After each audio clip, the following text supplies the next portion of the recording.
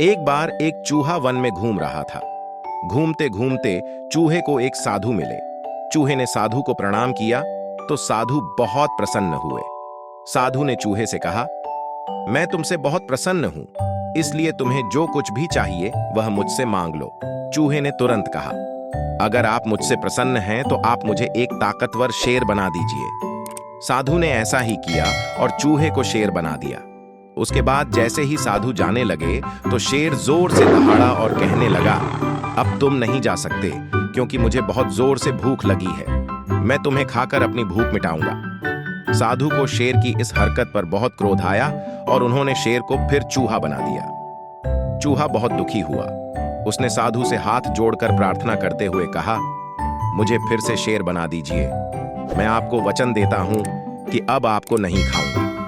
साधु ने चूहे से कहा, तुम मुझे एक बार धोखा दे चुके हो, अब मैं तुम पर विश्वास नहीं कर सकता। चूहे को अपने किए पर बहुत पश्चाताप हुआ। वह अपनी गलती समझ चुका था।